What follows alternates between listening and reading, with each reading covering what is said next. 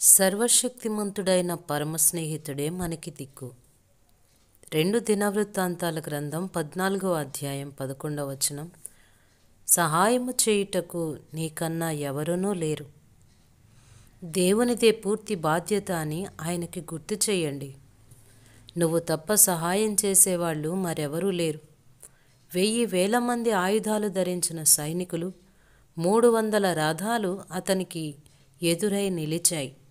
ఆసాకు అంత గొప్ప సమూహం ఎదుట తనకై తాను నిలవడం అసాధ్యం. అతనికి సహాయంగా ఇతర సైన్యాలేవీ రాలేదు. అందువల్ల ఆస ఒకే ఒక నిరీక్షణ దేవుడే. నీ జీవితంలో కష్టాలన్నీ ఒక్క పెట్టున కలిసికట్టుగా వచ్చి పడితే చిన్న చిన్న ఇబ్బందుల్ని తొలగించుకోవడానికి ఇతరుల సహాయం తీసుకున్నట్టు ఇప్పుడు కుదరదు.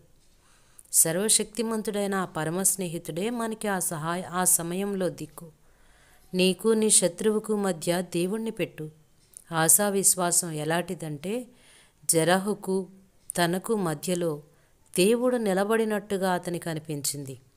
ఇది యథార్థమే. కూషీయులు యెహోవా భయము చేతను ఆయన సైన్యపు భయము చేతను పారిపోయారు అని రాసి ఉంది. ఇశ్రాయేలు వారి పక్షంగా పరలోకపు సైన్యాలు వాళ్ళ శత్రువుల మీద విరుచుకుపడి అంత గొప్ప సైన్యాన్ని ఊచకోత కోసారేమో అన్నట్టుగా ఉంది. ఇశ్రాయేలీలు కేవలం వాళ్ళని తరిమి దోచుకోవడం మాత్రమే చేశారు.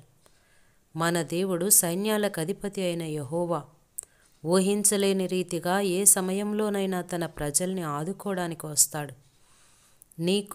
నీకు వచ్చిన కష్టానికి మధ్య ఆయన ఉన్నాడని నమ్ము. నిన్ను కంగారు పెట్టే ఆ కష్టం గాలికి మేఘాలు కదిలిపోయినట్టు ఆయన ఎదుట నుంచి పారిపోతుంది. దేనికైనా ఆనుకునే ఆధారం కరువైతే, కోటలు బద్దలై కూలిపోతే, దేవుడున్నాడన్న ఆలంబన తప్ప మిగిలిందంతా అయోమయమైపోతే నమ్మకం నిలబడే తరుణం ఇదే. వీక్షించే బాట కన్నా విశ్వాసపు చూపు మిన్న. కనిపించని పెనుచీకటిలో నమ్మకమే విశ్వాసపు వేకువ వెలుగు.